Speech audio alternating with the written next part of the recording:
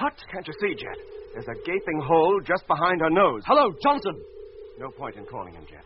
By now, every particle of air that was inside that cabin will have escaped. Yes, but what about Lemmy and Whittaker? They were just about to go into number 7. Hello, Lemmy, can you hear me? Whittaker! How far had they got, Doc, before the explosion came? They just entered the airlock. They must be still in there. Had it filled up? No. Johnson couldn't possibly have had time to do it. Then they're still in the vacuum. It's unlikely they'd have felt anything as a concussion. Except through the floor. Yes, that would be enough to do considerable damage. Might have fractured the helmets or even damaged the suits. Yes, Jet. Hello, Lemmy, can you hear me? He doesn't answer, Doc. Hello, Discovery. Freighter number 6 calling. Request permission to break in on transmission. Go ahead, number 6. Barnett and Whittaker entered the airlock safely, sir. We saw them go in. Doesn't the main door of number 7 face you? Yes, sir. Then can you see into the airlock? Can you see Lemmy or Whittaker? Afraid not, sir. Johnston or Simmons had already started to close the door. It's not tight shut, is it? No, sir. It's open enough for a man to pass through it. I request permission to go over there. Thank you, Barker. I'm prepared to leave then, sir. Yes, but don't go until I tell you. No, sir. Hello, Jet. Lemmy calling. Jet, it's Lemmy. Lemmy Barnett calling Discovery. Hello, Lemmy, can you hear me? Oh, yes, Jet. What happened? Oh, there was an explosion of some kind in the crew's quarters. Oh, Are you hurt? I don't think so. I felt the shock. It come up through the floor, then I blacked out. How about Whittaker? He seems to be all right, but I think his radio's out of action. I can't talk to him. Listen, Lemmy, you can't get into number 7 through the airlock anymore. But if you feel fit enough, I'd like you to make your way towards the ship's nose and enter the cabin from there. The nose? Yes, there's a gaping hole there now. More than big enough for you to pass through. Aye? Yes, Lemmy. But a couple minutes more and Whittaker and I would have been in that cabin. You had a narrow escape. Thank your lucky stars for it. Yes, Jet. But what about Johnston and Simmons' lucky stars? Lemmy, I want you to get inside the cabin and give me a report on the damage. Think you can manage that? Yes, mate. Barker will be coming out to join you. As soon as he's across, have Whittaker take his place in number 6. Yes, Jet. But how do I make him understand what's wanted? I can't talk to him. Look, Lemmy, put your helmet next to his. Let them touch. When you speak, he'll hear you. Oh, do I have to get that close? To that geezer? Do as you're told, Lemmy, and don't argue. Yes, Jet.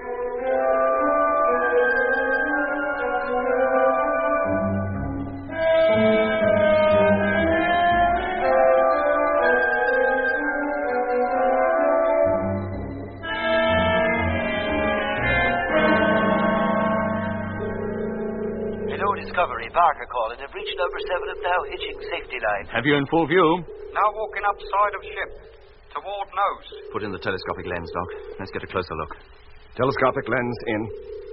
That's better. Nearing ship's nose.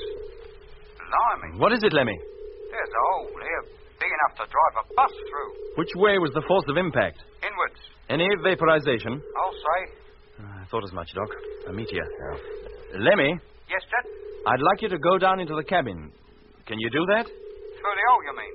Yes, Lemmy. You'd better take the flashlight, Lemmy. You'll need it. Yes, mate. Are you all set? Yes. Then here I go. Touching bottom. Now. I want to know if there's any chance of our saving the ship. Yes, Jet. Oh, blimey. What is it? There's another great hole on the opposite side of the cabin. That meteor must have been a colossal size. It swept right through the cabin clean as a whistle and took most of the main control panel with it. That puts Page of any chance of using the motor. Yeah. Apart from that, Jet, everything else seems to be intact. Can you reach the cargo hatch, Lemmy? I'll try. Go carefully. Yeah. Oh. Jet, let me get out of here. What is it? Barker, you pull me up. Quick, mate, pull me up, please. Stand by, Lemmy. Haul it now. Oh, thanks, mate. Oh, I wouldn't go back in there again for all the rice in China. Oh, what was it? What did you see? Johnston. Or Simmons. I don't know which. Lemmy, Yes, Jet? get back to the Discovery, quick as you can. I'll never do it quicker. And bring Barker with you, as far as number 2. Don't I go back to my old ship, Captain? No, you'll relieve Chief Engineer Mitchell in number 2. Lemmy will leave you there and escort Mitch back here. Whittaker will stay in number 6. Yes, sir. Is that clear, Lemmy? Yes, Jet. Then pull yourself together and come on.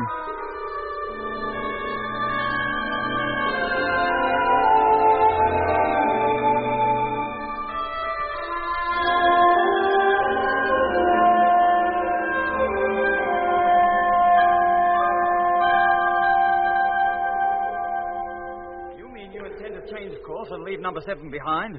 Abandon her completely? What else can we do? She was hit by a meteor, wasn't she? And a darn big one at that. It's quite likely it came from the outer fringe of the very swarm we're approaching. We've got to take evasive action at once, and that means leaving number 7 behind. But she's full of cargo, Jet. Valuable cargo. that the fuel she's carrying is worth its weight in gold. Mitch, to save the fuel alone would take hours.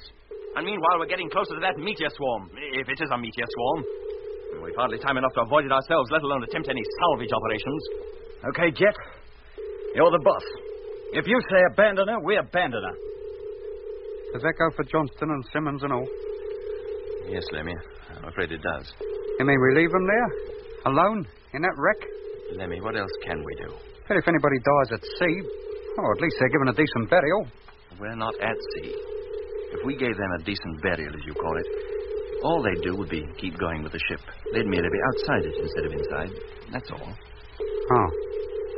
Jet, if we're going to take evasive action, we better take it. According to my latest calculations, that object is less than 15 hours away. All right, Doc. Onto your safety couches and strap yourselves in. All right, Jet. As soon as you're set, Lemmy, call up the fleet. Have them all listening out. Yes, Jet. Okay, I'm all set. Me too. Positioning control panels. Hello, Space Fleet. Flagship Discovery calling. Stand by for Captain Morgan. Thanks, Lemmy.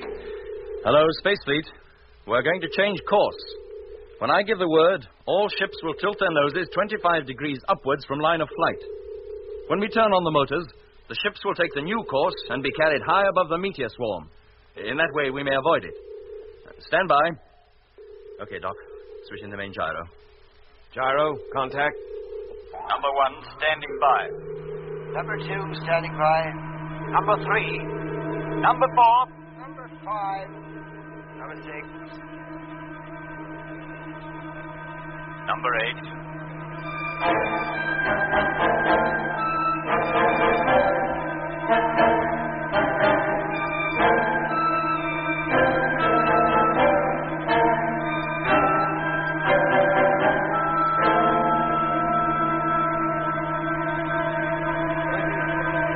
21, 22, 23, Number 2 gyro, stand by. 24, 25 degrees. Cut. Number 2, cut. Bang on. Steady as she goes. Televiewer, Mitch. Televiewer on. 25 degrees. Steady. Cut the main gyro, Doc. Main gyro cut. How's the rest of the fleet, Mitch? All okay. Except number 7. She seems to be the only one that has moved. Nose pointing downwards. It looks that way, but it's actually the rest of us pointing up. Call in the checks, Lemmy. Right. Discovery calling Space Fleet. Stand by now for firing. Check, please. Number 1, okay. Ready for firing. Number 2, All right, check. Mitch. As soon as they've checked in, Number take 3. over, will you? Sure, Jet. Number 4. 5. 6. Number 8. Check's okay. Fleet ready for firing. Hello, Space Fleet. Flagship calling. Firing will be controlled from here. All motors will fire simultaneously. If there's any reason why firing should not take place in 70 seconds, speak up now. Then I assume it's okay. Stand by. Firing in 1 minute. Doc. What'll happen to number 7 when we leave her? She'll just go coasting on, Lemmy. Just as we'd do if we weren't changing course. On to Mars? Yeah. But being out of action and with no crew to control her, she won't be slowing down as we will. 45 seconds. Will she just go shooting past then? Oh, no. No, she's not traveling fast enough for that. She's bound to be affected by Mars' gravitational pull. Oh. She'll almost certainly go into an orbit round her until finally she crashes on the Martian surface. We might see her again then. Possibly. It all depends on how passing through that swarm affects her. Oh, yes. I forgot about that. She'll still be heading straight forward, won't she? With Johnston and Simmons inside her. Yes, Lemmy. Iskadalva, Iskadashamirabo. What was that, Lemmy? Nothing, Jet. 10 seconds. Firing imminent. 5, 4, 3, 2, 1. Contact!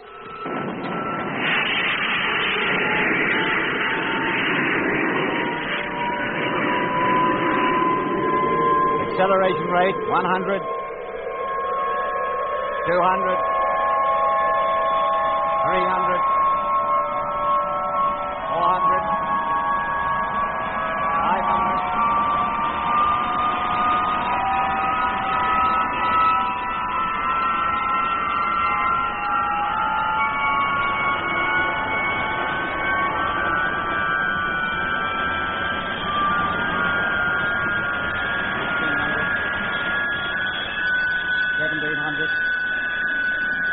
1900. 1900. 2000. Cut the motor. Televiewer, Lemmy. Televiewer on. They're all there, Jet. Number 5 lagging behind a bit, but the rest still in formation. Right. Get the radar, Doc. That object should be beginning to drop below us. Right.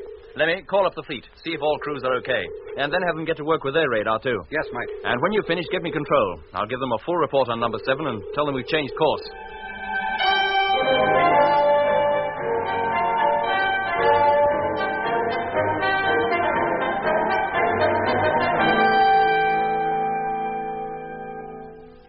Thank you, Control. Message received. Keep listening out, please. We'll call you again shortly. Well, Jet, what did they have to say? What could they say? They're just as sorry about losing number 7 as we are, but they consider we did the right thing in abandoning her. They think the meteor came from the swarm we're approaching, and we might run close to a few more stray ones before we're through. Well, that's a nice, cheerful thought. What are the latest reports on the swarm's position? We're climbing well above it, Jet. Good. As soon as we've passed over it and down the other side, we'll have to increase speed slightly to make up for lost time. Otherwise, we're going to be late for our rendezvous with Mars. I'll get to work on the new computations right away. Yes, please, Mitch. What about Whitaker? What about him?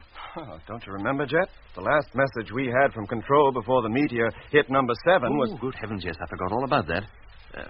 What was it they said? that the only man they could find answering to Whitaker's name and description was born in 1893, and he disappeared in 1924. What? That was the message we received, Mitch. Did you ever hear anything so preposterous? The director of personnel records wanted to talk to Whitaker. Yes, he did, didn't he? Well, I can hook the main transmitter to the intercom system, Jet. No, Lemmy, I want to talk to Earth about this whole business first. But if Control want to talk to him direct, why not let him? Because, Lemmy, the whole fleet knows of the uncanny effect Whitaker had on you and Rogers. If there's anything else about him that's unexplainable, I don't want any of the crews listening in on it. Particularly the pilot of number 6. He may have to spend the rest of the voyage with him. Oh. Yeah. Hello, Control. Flagship Discovery calling. Come in, please. Are you sure you heard it right, Jet? How could they seriously say Whitaker was born in 1893? They didn't. All they said was the only man they could trace who answered to Whitaker's description was born in 1893. Hello, Discovery. Control calling. Hearing you loud and clear. Got him, Jet. Thanks, Lemmy. Coming. This doesn't make sense to me, Doc. Me neither, Mitch. When does Whitaker say he was born? 1940. If you ask me, that's just about right.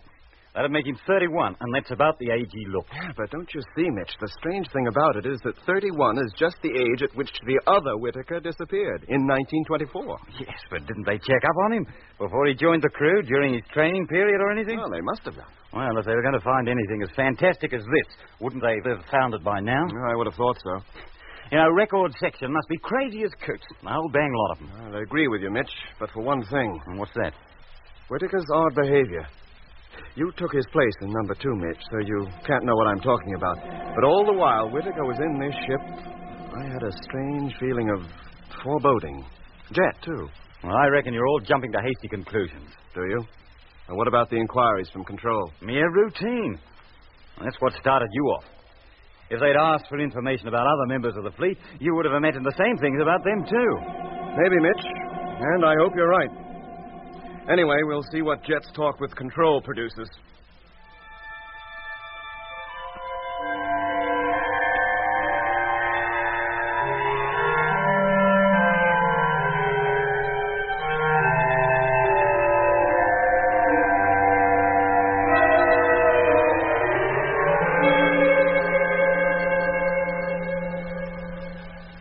Well, gentlemen, I'm afraid I have some rather startling news for you. About Whitaker? Yes. What is it, Jet? You remember the journalists who came up to the moon to watch the takeoff? Uh-huh.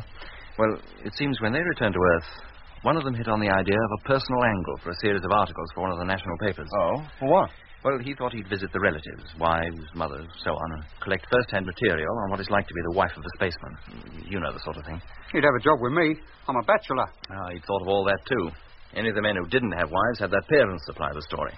How their sons had always been crazy on space travel since they were kids, always dreamed of going to Mars. Well, he ran 4 separate articles on us, giving our whole life histories. And apparently he left nothing out. Go on.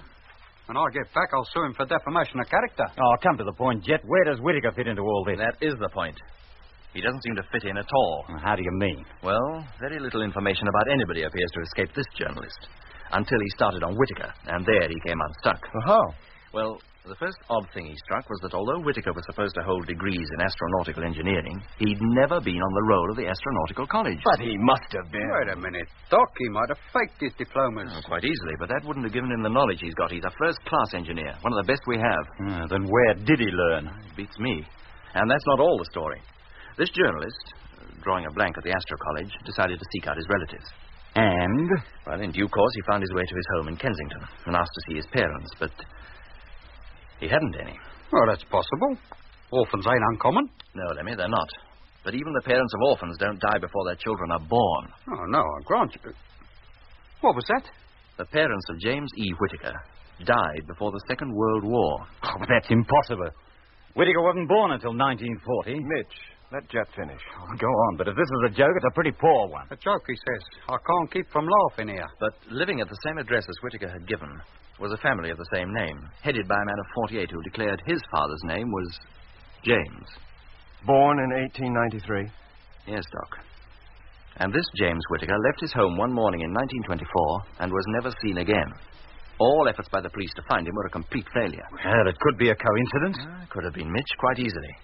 Only Edward Whittaker produced a photograph of his father. Control says it bears a striking resemblance to the one records have of the Whittaker flying with us. What did the Whittaker who disappeared do for a living, Jet? Oh, chief cashier in a large London store. Ah, now, Jet, when this geezer disappeared, did any of the takings disappear and all? Not that I'm aware of, Lemmy. Oh, well, that knocks that little theory on the head, doesn't it? Of course, as soon as he realized there was something odd about all this, the journalist took the whole matter up with Control, who then took it up with the police. Police records show that the James E. Whittaker who disappeared was identical in every way, physically, with the Whittaker now in number 6, even to the color of his eyes. Green. How do you know? If he'd looked at you the way he looked at me sometimes when he was in this ship, you'd know they were green. I'll swear they used to flash in the dark and all, like a cat. Well, it all sounds very mysterious, but I'm sure there's some rational explanation. Why don't you tackle Whittaker about it yourself? I intend to, but not while he's in number 6. Well, how else can you talk to him? Well, when we're safely past this swarm, I'll have him come over here where I can be sure our conversation won't be overheard by the rest of the fleet. Maybe you're right. Until we can get to the bottom of this business, the fewer people know about it, the better. Well, let's forget for now and get back to work. Have you got those figures ready for Control yet, Mitch? Yes, Jet, they're on the table. Lemmy, get in the latest radar reports. Yes, mate. And, Doc, how about some food? It seems hours since we've eaten. It is ours. I'll get it. Thanks, Doc.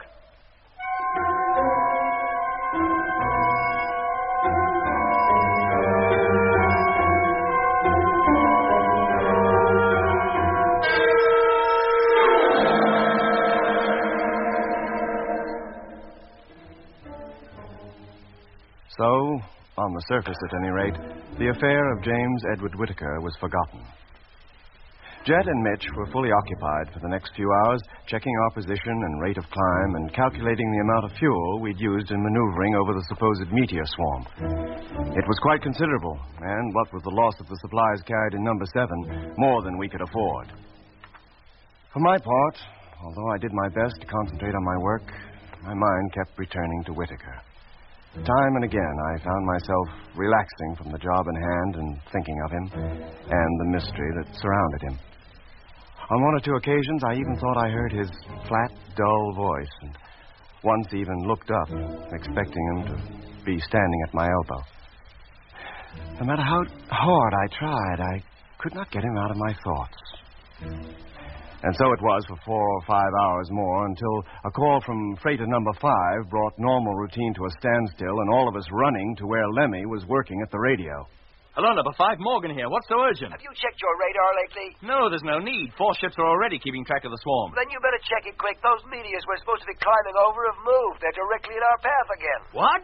But that's impossible. No, Skipper. I've already checked with number 4. His report's the same. All right, number 5, I'll check here. Call you later. Sure, Skipper. Mitch, Doc, did you hear that? I heard it all right. Put on the radar, Doc. Let's take a look for ourselves. Radar on? No object that size could change its position so quickly. It's ridiculous. Maybe, Jet. But there is something in front of us just the same. And the signals are much stronger now. Whatever it is, we're closer to it. But we should be thousands of miles above it by now. Well, we're not. It's less than 10 hours away and directly in front of us. Are you sure you figured out the right course, Mitch? Well, of course I did. Last navigational check showed we were coasting exactly along the line we intended. Well, maybe it's an entirely new object now. Perhaps this is a second swarm, one we just didn't know about. Look, Jet, we swept the area before we changed course. There was no reaction then. That's true. But how do you account for it? Doc, sweep the area below, where the swarm should be. Right.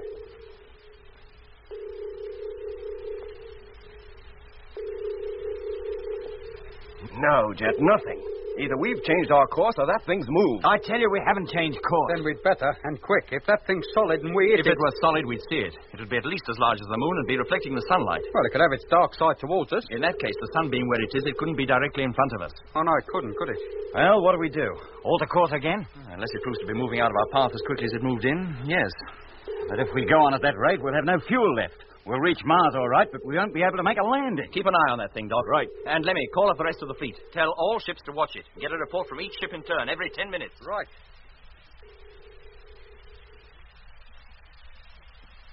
Still directly in our line of flight, Jet. Couldn't be more so. That's it, then. We'll alter course again. Go under it this time, back to our original course. If we make it successfully, we'll keep on it. Call up the fleet, Lemmy. Tell them what we're doing. Right.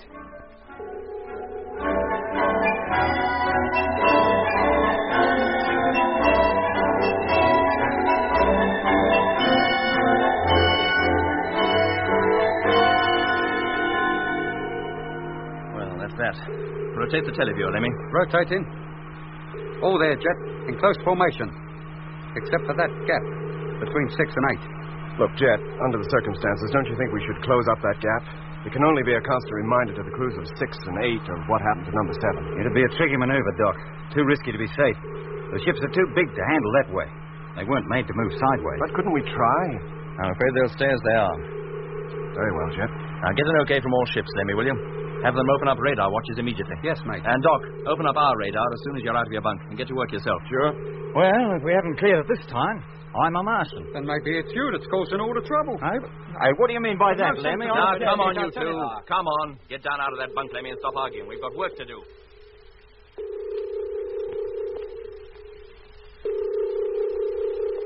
Hey, Jet.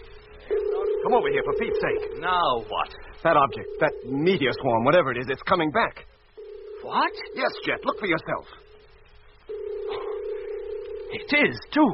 Oh, what on earth is going It's on? been gradually moving back ever since we changed course. It's as though it's trying to block our way. Well, maybe that's just what it is doing. Don't be absurd, Lemmy. How could it? Well, why not? Twice we've altered course, and each time it's moved with us. That's ridiculous. It would be breaking all known physical laws. And how about the unknown ones? It may not be breaking those. I don't know what to think. There's only one possible answer. There are two swarms situated at different heights, and for some reason, whenever we're in front of one of them, we're unable to see the other. Oh, no, Mitch. It must be the same swarm. Well, the same or different. We're approaching it fast. What do we do? Try to avoid it again? We can't, Doc. We'll have no fuel left at all soon. There's only one thing we can do now. What? Go straight on. Plow right through it. Wait a minute. About go through it. You mean the whole fleet? Well, I certainly don't intend leaving anybody behind.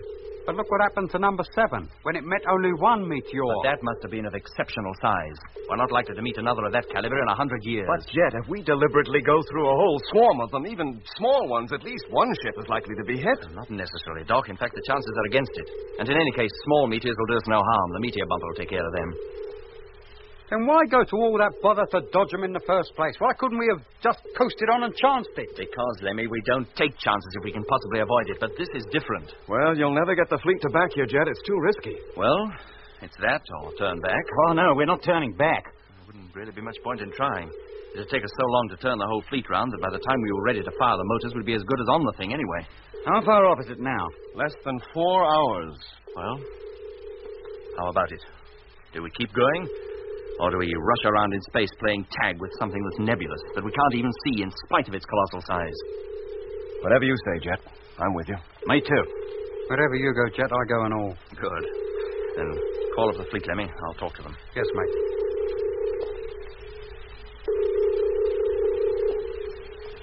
Well, neither I nor Grim sure like it, Skipper, but if you think it's best, well, we're with you. Good for you, number 5. Number 6? Freighter number 6 calling. That's Whittaker. Is the pilot there, Whittaker? Yes, sir. I'm listening, Skipper. Well, how do you feel about it? Not too happy. I'd prefer to try further evasive action. Isn't that possible? I've just told you we can't spare the fuel.